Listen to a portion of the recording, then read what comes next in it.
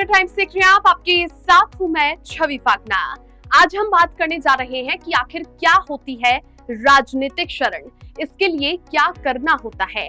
देखिए, अपना देश छोड़ने पर कई लोगों को इसकी जरूरत पड़ चुकी है।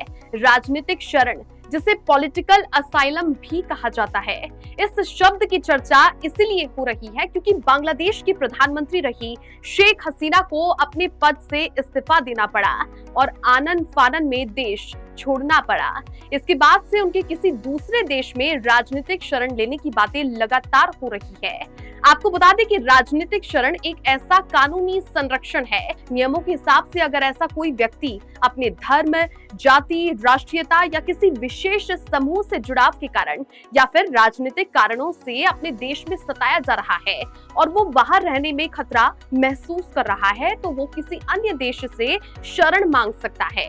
किसी भी देश में असाइलम पाने के लिए कुछ मापदंडों को पूरा करना होता है, जैसे शरणार्थी को ये साबित करना होता है कि उसे अपने देश में वास्तव में खतरा है। इसके लिए उसे दस्तावेजों के साथ आवेदन करना होता है।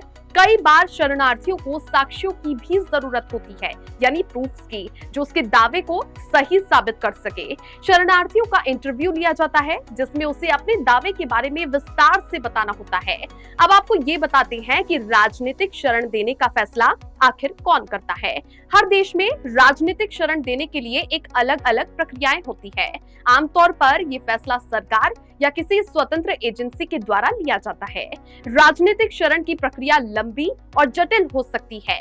हर शरणार्थी का मामला अलग होता है, इसलिए ये कहना मुश्किल है कि किसी को राजनीतिक शरण मिलेगी या फिर नहीं। राजनीतिक शरण एक गंभीर मुद्दा है और इसे विभिन्न देशों की नीतियों और कानूनों के अनुसार देखा जाता है। राजनीतिक शरण पाने वाले व्यक्ति के अधिकार आखिर क्या होते हैं, अब आप ये भी समझिए। शरणार्थी को उस देश में रहने का अधिकार मिल जाता है जहां उसे शरण मिली हुई है। कई देशों में शरणार्थियों को काम करने का अधिकार भी मिलता है। शरणार्थियों के बच्चों को शिक्षा प्राप्त करने का अधिकार होता है। अब अपना देश छोड़कर किसी दूसरे देश में शरण लेने का सिलसिला काफी ज्यादा पुराना है। देखिए, 19वीं सदी में कार्ल मार्क्स तक ने यूके में राजनीतिक शरण ली थी। अप्रैल 1959 में भारत ने दलाई लामा को शरण दी थी। 1966 में रशियन तानाशाह की बेटी स्वेतलाना ने भारत से भी शरण मांगी थी। 1979 में इराक के शासक मोहम्मद रजा पहलवी ने इजिप्ट और मोरक्को में शरण ली थी।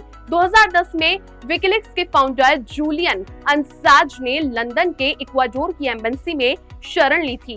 दुनिया भर में ऐसे और भी कई मामले हैं जिनमें कई दिग्गजों को मजबूरी में किसी दूसरे देश में राजनीतिक शरण लेनी पड़ी।